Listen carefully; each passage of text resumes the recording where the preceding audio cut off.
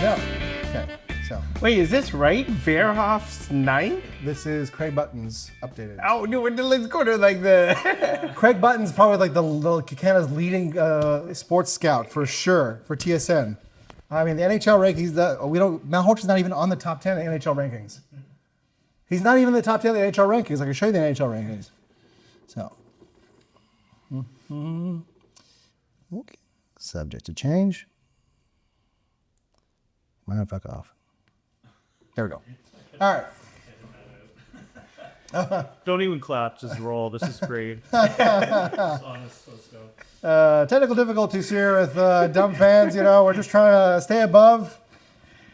Podcasting's hard, okay? Podcasting is really difficult for a bunch of guys who just want to talk sports and entertain people. It's a very difficult thing. So we're just trying to do like, a lot of these people that you like, your favorite podcasters have like a $10 million budget because they're either some celebrity or something, and then some studio comes in, they're like, you're really famous, let's give you $10 million. Hey, we'll get to that point. I don't even want to get to that point. I want to be a man of the people. Okay? I want to be funded by the people and entertain the people. That's the kind of person I want to be. We're the people's podcasters. That should be the new name. Yeah. DumbFans, Harp Amro, another episode.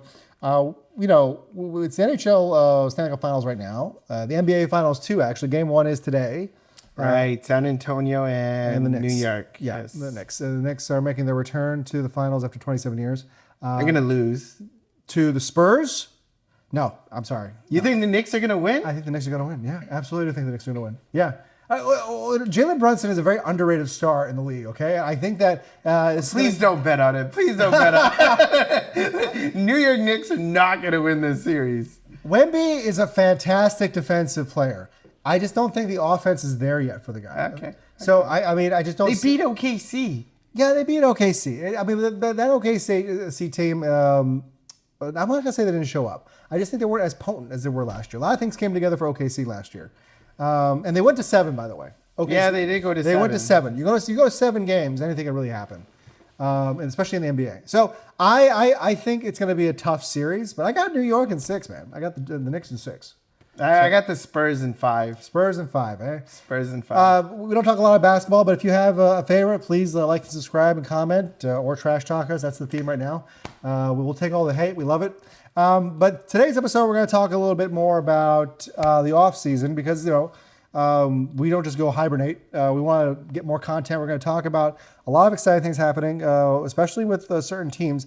The draft is probably one of the most polarizing draft for the NHL, I think, for a lot of teams because I don't know if there's a clear number 1 in place. Right, with the prospects, yeah, it jumps around. Everybody's got their own list of who's going to be number 1, number 2, number 3, all the way down to maybe like number 10. Yeah, like 1 through 10 can go any way. But obviously, number 1, 2, and 3 are the most important. Yeah. Well, in terms of like where you might have yourself a franchise player, you're typically going to get that person in the top 3, unless you're Detroit. You pass on Quinn Hughes, and a generational second, probably the best defenseman in the league, goes 5th overall to Vancouver. No, I mean Vancouver missed a lot of drafts. Oh, they're gonna miss on this one too, most likely because Toronto, the fix was in. They sent the bribe. They got 1st overall. So my thinking in this, because this draft is so close, is there a lot more pressure to be number 1 and not pick the right guy? Like obviously, everybody's got their own opinion of who's going to be number 1, and there is a consensus that McKenna is the true number 1. But let's say he doesn't pan out. 2, 3, 4, 5 years down the road, he doesn't pan out. Stenberg's the guy. Like he's the one who's making things happen, and McKenna is still trying to figure it out. Kind of like Shane Wright and Slavkovsky. Yeah, I'm of the opinion, and we were talking about this. The only reason we bring this up is we were talking about this off camera. I think there's a threshold. When you're at the 1 to 3 spot, I think you take the best player available. And then anything from 3 to 10, I think you still take the best player available. I don't think you start drafting for position until after the 11th. But the best player available to who? Like everybody's got their own list. You take them regardless. Well, that's what I'm saying. So like Vancouver, yes, they dropped to third, but They got fleeced. They got fleeced. They did, but being that pressure, like this draft is so close with Stenberg, Verhoff, which is he's down the list on this list. We should give a little bit of props here because we're not using the NHL draft rankings here. We're using Craig Buttons. For those who know who Craig Button is, if you know, you know. He's a really educated guy with this kind of stuff. This is changing all the time. And honestly, where these guys land is where the teams draft them. Yeah, so this is his list. But let's just say like everybody's been talking about the three guys, McKenna, Stenberg, and Verhoff. Being number one, that pressure goes on you. Do I pick McKenna or do I pick Stenberg or do I go with a defenseman? Obviously, Toronto needs forwards. They're going to go with either McKenna or Stenberg. And you're saying that they're for sure going to go with McKenna. Off camera, this is what we were talking about. And I said we're on camera now. Yeah, but what I'm saying... We're on camera. Okay. We're on camera. What I'm saying is you never know. With Sundin as president, maybe he takes a Swedish kid and he takes Stenberg. Did you see his goal in the World Championships? No, I didn't. Stenberg's a beautiful goal for those who were watching. Beautiful goal. Like he looks like a stud for sure. Did you see McKenna's fight in the bar? From what I understand, it was outside the bar. Great defending fight. his mom. Great fight. Defending his mother. Great fight. Defending his mother. And defend your mom out there. But he's going to defend his teammates. This is the type of guy you need. Yeah. So McKenna's a fourth line fighter. I guess that's what he is. I just think that I don't see how Toronto doesn't take McKenna. Only because I do think in terms of the star factor, the juice behind him, way he's rated, and the fact that both guys are actually playing against older players right now because McKenna's in the NCAA and Stenberg's playing overseas. So, I think it's you could look at it in terms of positioning, but McKenna, I feel like there's a potential there with Matthews and Nylander. You lost Marner obviously, so you want to try and get some cachet. He's Canadian. They're gonna go with a good Canadian kid. Right, so I just can't see how they would pass on. Prove me wrong. You can say I'm wrong on this, and they could still take who they take. But ultimately, you're getting a good player, one or two. I think 1, 2, or 3. Or 3, yeah, for sure, 1, 2, or 3. I think there's a lot of this who are these players that I just wouldn't agree with. I think Verhoff would drop down a bit there to 9th. I can't see it happening. Where Verhoff slips out of the 10. I think San Jose, in a situation, if it's going to be Toronto taking McKenna and San Jose taking Verhoff, that leaves Stenberg open and available for 3. And that if I'm the Canucks, I'm probably taking Stenberg. As the hometown team, Vancouver. We're all sports, Hart. No matter where we're from. We represent everybody. But we hate you all. So Vancouver recently hired Manny Malhotra this week. They did. That's the big news. Yeah. And now with this draft, it's very interesting because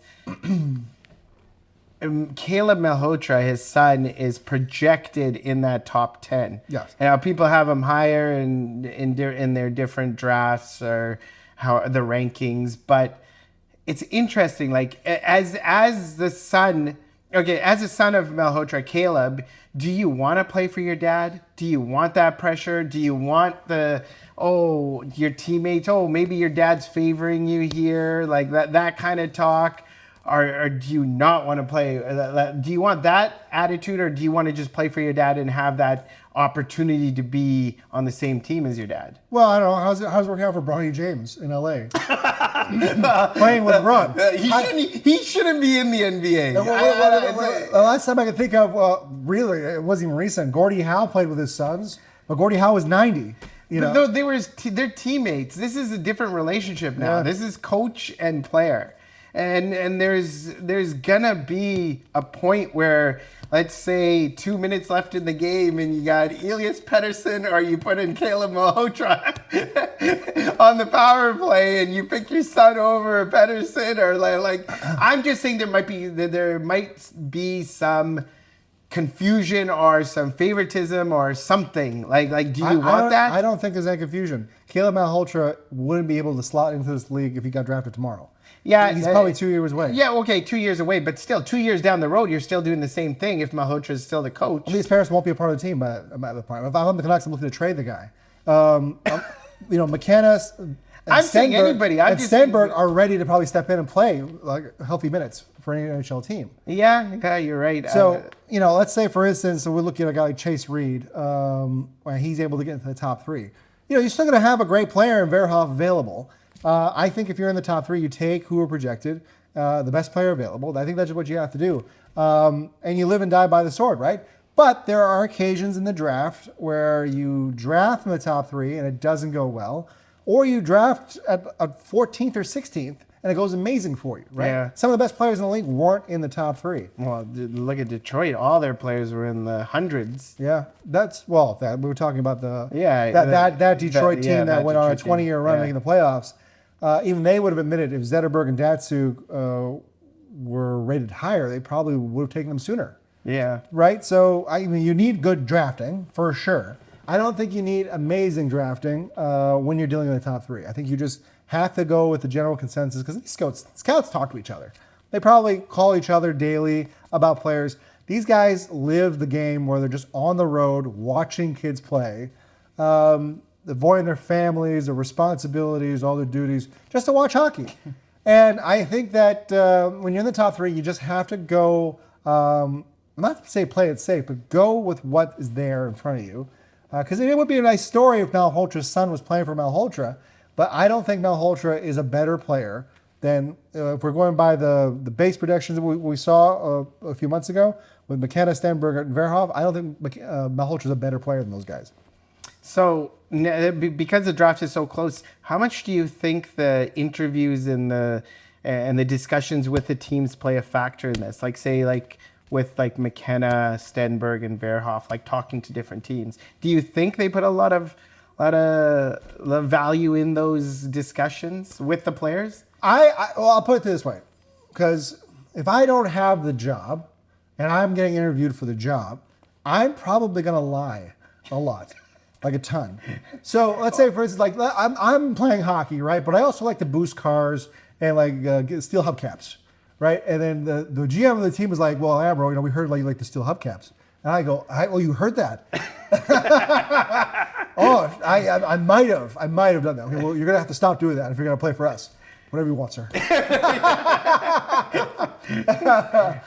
So I feel like character issue. I don't think it's that. NHL players, I think, are a little different when it comes to character issues, mainly because if you look at the economics with playing hockey in terms of other sports, it's a very expensive sport. Mm-hmm. So a lot of these kids probably come from a lot of privilege, so they probably don't have the character issues that we typically associate with looking at a problem player. But I think the interviews do make a difference for sure. And I do think that even with those interviews, guys like that can go and make mistakes in their lives regardless. I think it's based down into what they're doing on the ice. And when can they do it as soon as possible? Mm-hmm.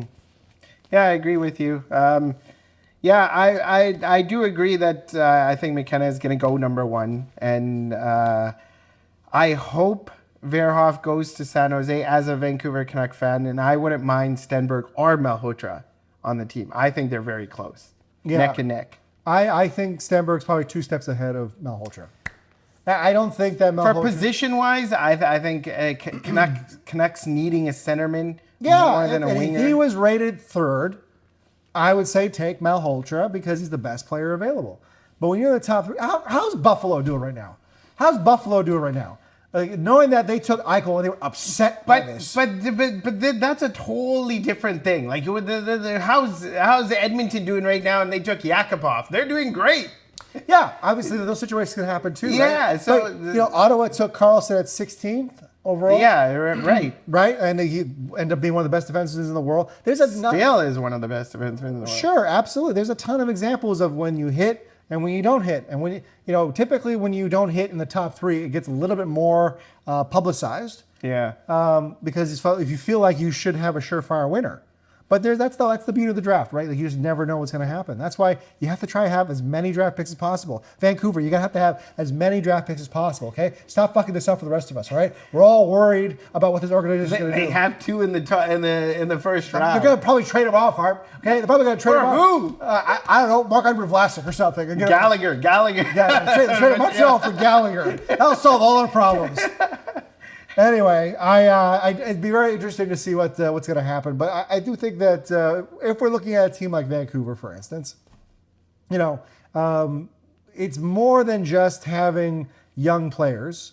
I think you have to have an outline on what the team's going to be doing down the road here. Really, any Canadian team here, because if you look at where Edmonton's at right now, what Calgary's doing, Ottawa made the playoffs. I don't think they had actually grown at all. Getting swept by Carolina doesn't teach you anything other than that you're not close, right? Toronto, Winnipeg had a horrible season this year. I think they just got unlucky, Winnipeg. No, they didn't get unlucky. They didn't get unlucky. They had the worst goalie in the league, okay? I had him. I saw it. I think Winnipeg has a great team, and they can run it back with what they have. And now they have a top 10 draft pick as well. Obviously, won't be ready for next year, but their future is good. Yeah, I mean, and I think Vancouver's future is good as well, and it's going to get brighter after this draft, depending on who they draft. Actually, it doesn't even matter who they draft. It's gonna look better. I think it's interesting because, you look at a team like Winnipeg, and we're talking about prospects, right? Their top prospect for the longest time was Brendan Yeager. And he hasn't been able to crack the lineup consistently, right? And we're talking about a guy who's been now 3 years of a project. Yeah. So, for a team like Winnipeg, when they're competing and you're losing a lot of chips, trading, trying to get players and assets in, you need these players to come in eventually. Yeah, they need to fill those spots. So I think that for whatever the reason, interestingly enough now, when you lose a guy like Ehlers, that offense looks really different, doesn't it? Well, how much is Winnipeg kicking themselves now? What Ehlers is doing in the playoffs? He was doing it with Winnipeg as well. Yeah, but he wasn't going to stay in Winnipeg. But yeah, he wasn't going to stay there. Well, he wasn't going to stay there. It's sad to say, but it is Winnipeg, and it's just the way a cookie crumbles, I feel like. I think that for a lot of Canadian teams, this draft is very important, but also having a clear idea of what's going to happen moving forward for a lot of these guys' windows. Calgary's probably getting into that stage where they're going to be entering their competitive window. Edmonton's door is closing rapidly. Very, very fast. Vancouver's not close at all to competing, if you think about it. Yeah, they're probably 2-3 years away from 5 years from competing, not being a contender, 6 years, but competing. Yeah. But yeah, it's gonna be interesting. June 26th is a draft in Buffalo. Yeah. So it'll be interesting what happens. Yeah, I think it's Jack Eichel Day in Buffalo. Can you imagine if Jack Eichel wins another cup and then Vegas goes up to the podium and we just want to congratulate our team and thank the Buffalo Sabres for handing us the guy who delivered 2 cups. Or Jack Eichel makes the draft pick for Vegas in Buffalo. Are they the worst team to cheer for? I feel like Vegas sucks, man. I can't stand them. Vegas sucks. Yeah, they just don't care about anybody. They're ruthless. They're ruthless. But that's what you need to do to be a winning team. Well, yeah, okay.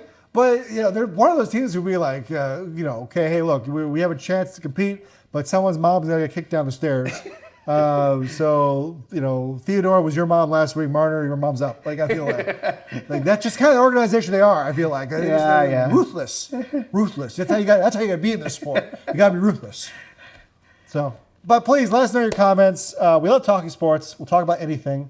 Let us know what your thoughts are. Like, subscribe, comment anything. Actually, you guys have been doing that. You've been commenting anything. And we appreciate that because we read them. We might not comment on them. We do read them. But thank you. Thanks again. Harp, Amro, DumbFans.